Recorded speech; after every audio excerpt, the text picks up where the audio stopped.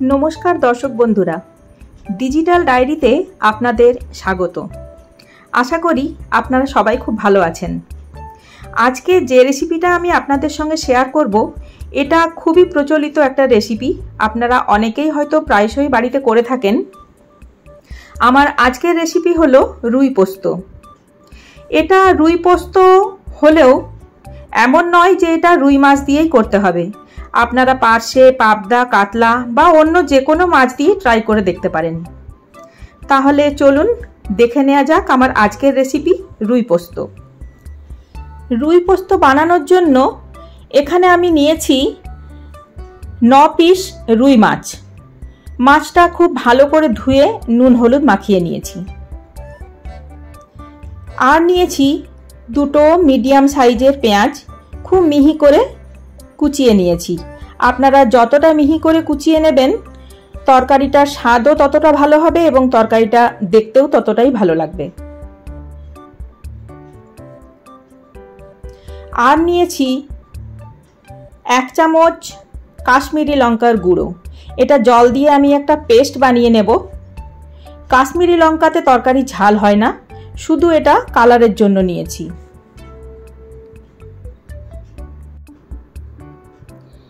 গ্যাসে আমি কড়া বসিয়ে দিয়েছি। এবার কড়াতে দিয়ে দেব বেশ খানিকটা সরষের তেল। পুরো রান্নাটাই আমি সরষের তেলে করব। কড়াতে দিয়ে দিলাম বেশ খানিকটা তেল। তেল গরম হয়ে গেলে মাছগুলো আমি একে একে ভেজে নেব।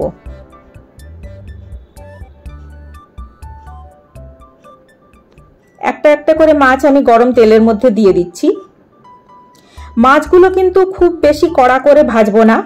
বেশি কড়া করে ভাজলে মাছের স্বাদ কিন্তু নষ্ট হয়ে যায়।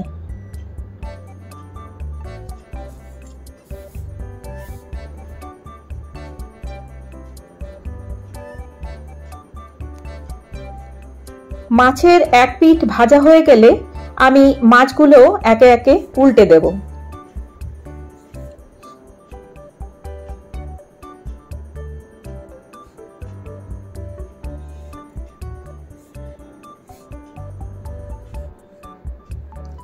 মাছগুলো ভাজা হতে হতে আমি ওদিকে মশলাটা তৈরি করে ফেলি। রুই পোস্ত করার জন্য আমি এখানে নিয়েছি চায়ের চামচের 5 চামচ পোস্ত এবং 6টা কাঁচা লঙ্কা। কাঁচা লঙ্কার পোস্তটা খুব ভালো করে বেটে নিলাম।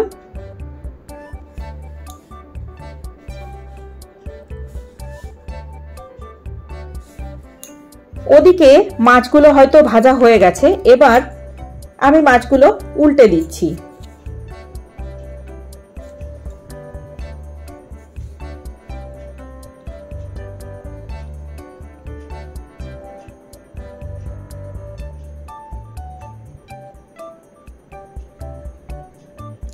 দেখুন মাছগুলো কিন্তু আমি খুব কড়া করে ভাজিনি। মাছগুলো সাদা সাদাই আছে, খুব বেশি লাল করে ভাজিনি।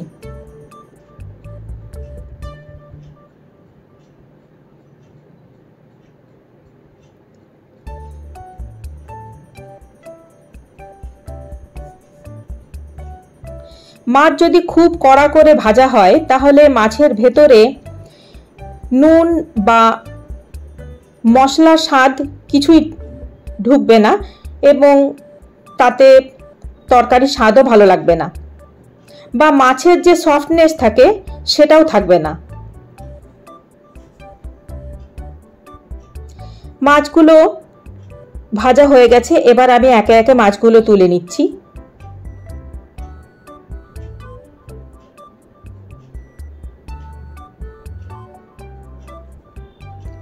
একইভাবে আমি দ্বিতীয়বারের মাছগুলো ভেজে নেব।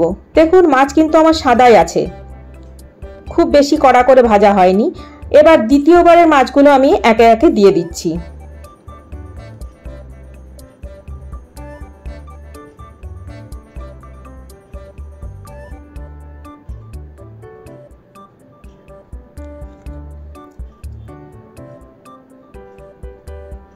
সব মাছ আমার ভাজা হয়ে গেছে।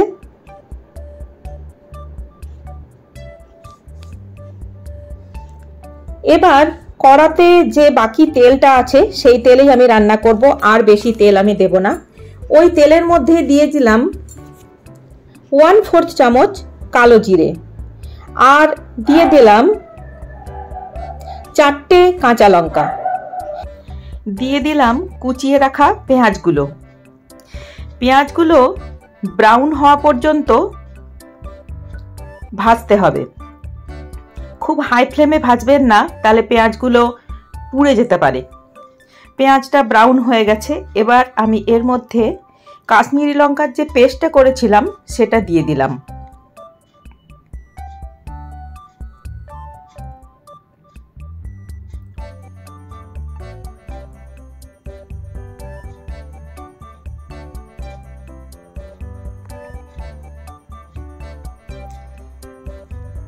এবার দিলাম বেটে রাখা পোস্তটা। পোস্তটা দিয়ে খুব ভালো করে কষিয়ে নিতে হবে।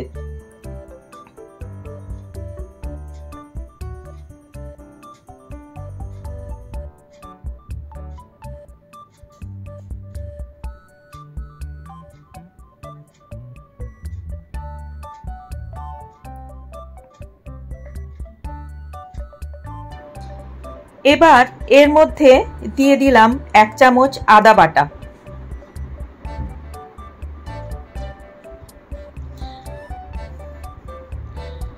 আদা বাটাটা দেওয়ার পর আরও খানিকক্ষণ ভালোভাবে কষতে হবে, আর দিতে হবে 2 চামচ নুন।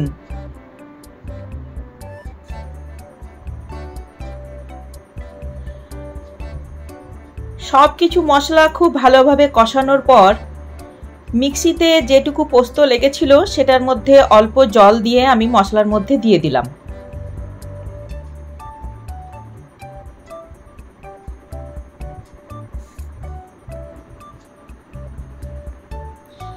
এবার দিয়ে দিলাম আরও বেশ খানিকটা জল।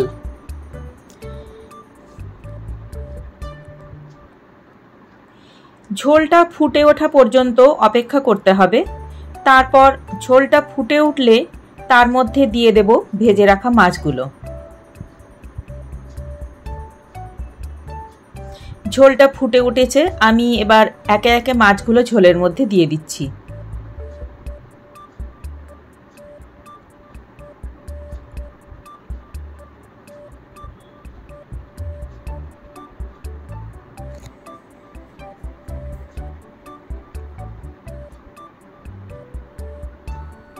এর মধ্যে আমি হলুদের ব্যবহার করিনি। পোস্ততে হলুদের ব্যবহার করলে হলুদের একটা গন্ধ বেরোয়, তাতে পোস্তর স্বাদ খেতে ভালো লাগে না। মাছ ভাজার সময় যেটুকু হলুদ দিয়েছিলাম তাতেই যা কালার হয়েছে, আলাদা করে হলুদের ব্যবহার আমি করিনি। এবার এর মধ্যে দিয়ে দিলাম 3টে চেরা কাঁচা লঙ্কা। ঝালটা আপনারা আপনাদের স্বাদ মতো দেবেন। বেশি ঝাল যদি পছন্দ না করেন তাহলে শেষে লঙ্কাগুলো না দিলেও চলবে। 2-3 মিনিট ফোটানো হয়ে গেলে আমি গ্যাসের ফ্লেম বন্ধ করে ঢাকা দিয়ে রেখে দেব। তৈরি হয়ে গেল রুই পোস্ত। গরম ভাতের সঙ্গে এই রুই পোস্ত খেতে খুবই সুস্বাদু লাগে। আপনারা অবশ্যই বাড়িতে একবার ট্রাই করে দেখবেন এবং আমাকে কমেন্ট করে জানাবেন কেমন হয়েছে। আমার আজকের রেসিপি যদি আপনাদের ভালো লাগে তাহলে অবশ্যই লাইক করবেন এবং বন্ধু বান্ধব আত্মীয় স্বজনদের সঙ্গে শেয়ার করবেন, আর চ্যানেলটা সাবস্ক্রাইব করে পাশে থাকার অনুরোধ রইল। আজ তাহলে এই পর্যন্তই। আবার দেখা হবে অন্য কোনো ভিডিওতে। ততক্ষণের জন্য ভালো থাকবেন, সুস্থ থাকবেন। নমস্কার।